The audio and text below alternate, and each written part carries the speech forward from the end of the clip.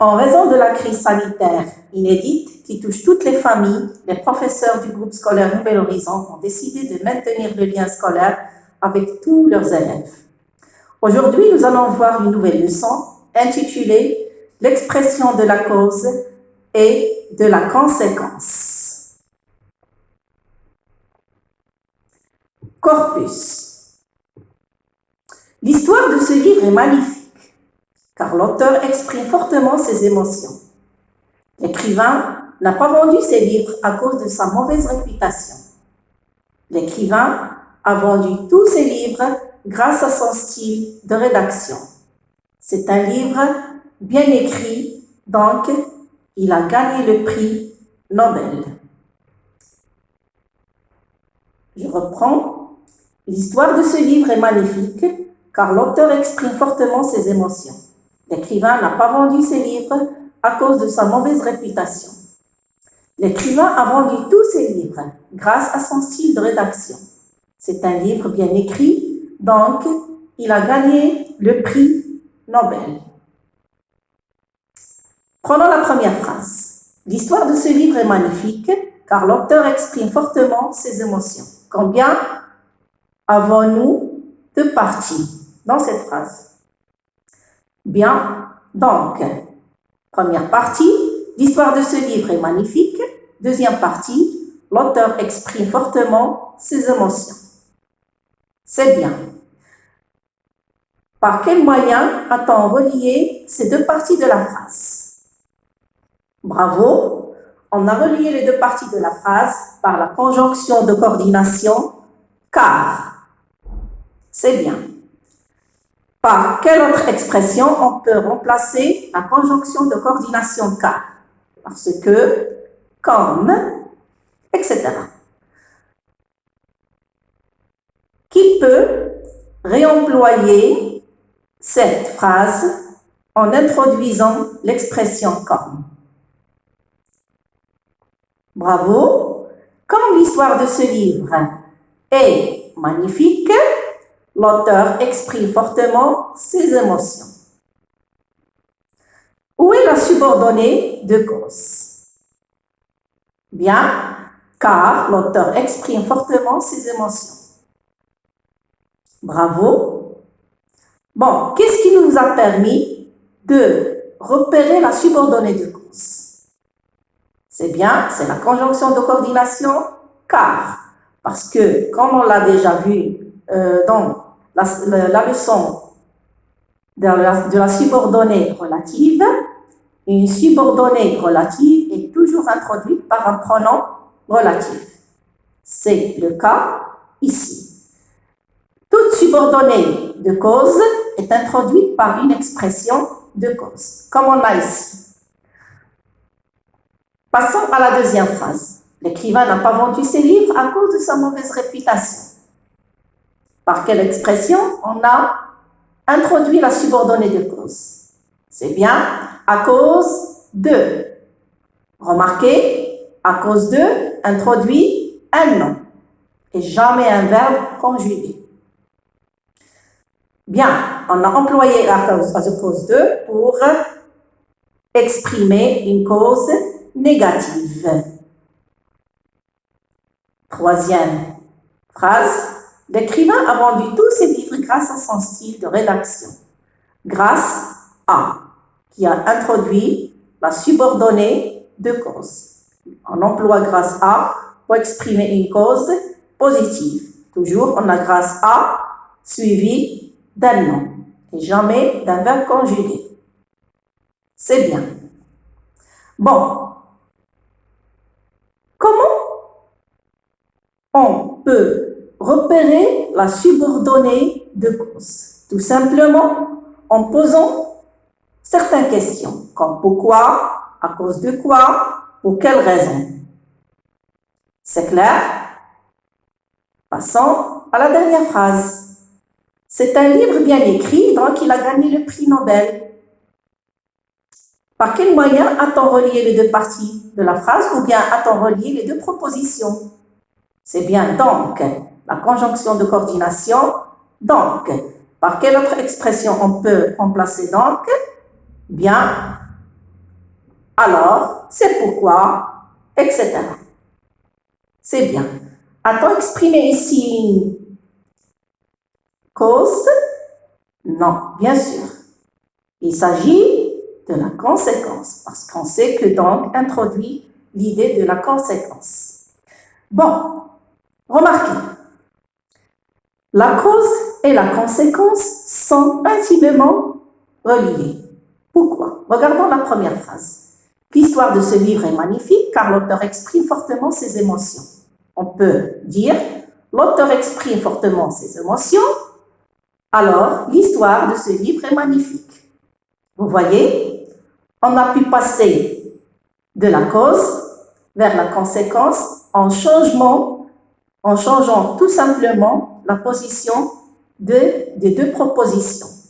Même chose pour la deuxième phrase. L'écrivain n'a pas vendu ses livres à cause de sa mauvaise réputation. L'écrivain a une mauvaise réputation, alors il n'a pas pu vendre ses livres. C'est un livre bien écrit, donc il a gagné le prix Nobel. Il a gagné le prix Nobel car c'est un livre bien écrit. Donc, c'est facile de passer de la cause vers la conséquence. C'est clair? Bien.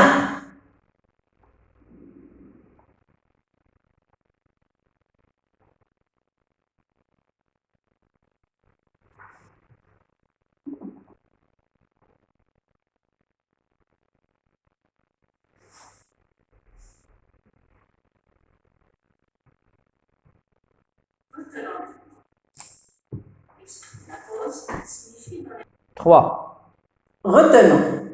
Exprimer la cause signifie donner la raison d'un événement ou d'un comportement, mais aussi justifier ses actes. Voilà les conjonctions et les tournures qui expriment la cause.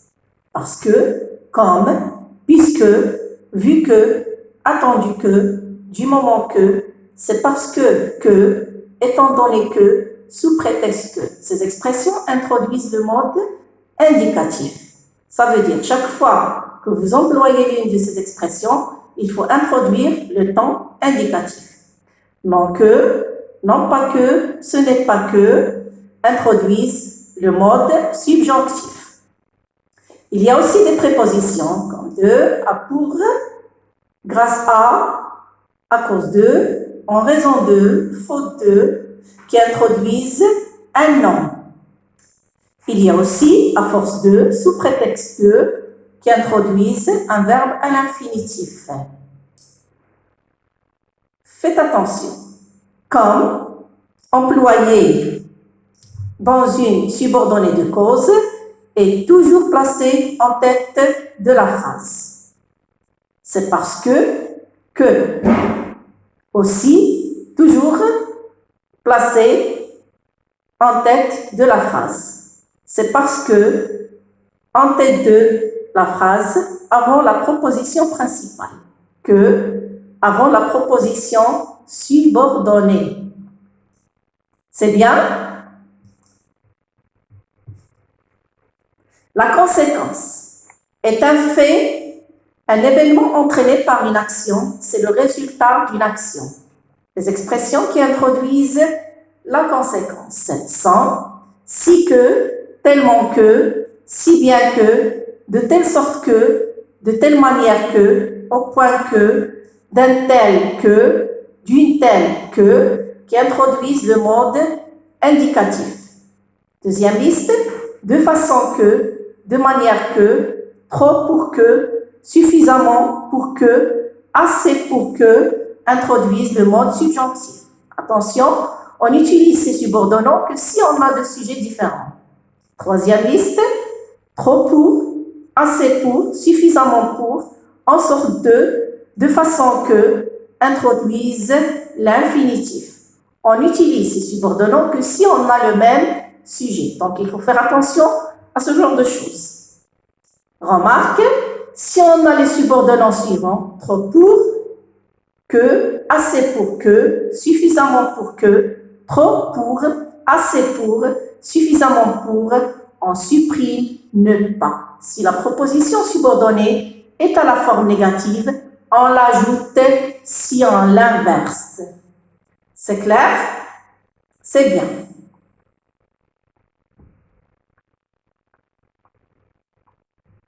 Bon, maintenant nous allons essayer d'effectuer ensemble un petit exercice d'entraînement pour voir est-ce que vous avez bien compris ou non.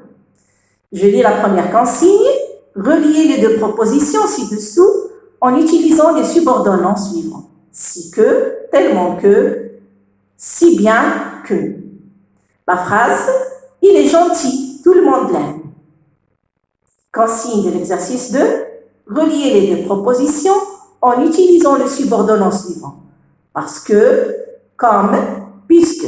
La phrase « Rachid a d'excellents résultats, il travaille bien ».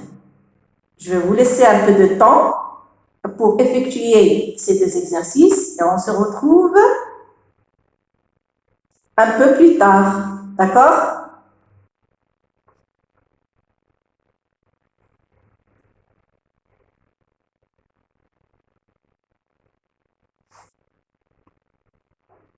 Vous avez terminé? Bien. Corrigeons ensemble. Exercice 1. Il est si gentil que tout le monde l'aime. Deuxième phrase.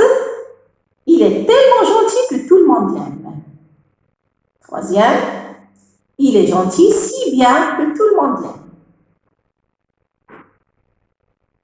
Passons à l'exercice numéro 2. Rachid a d'excellents résultats parce qu'il travaille bien. Comme Rachid travaille bien, il a d'excellents résultats. Puisqu'il travaille bien, il a d'excellents résultats. J'espère que vous avez trouvé les mêmes réponses. Merci de votre attention. On se retrouve dans la prochaine leçon. Au revoir.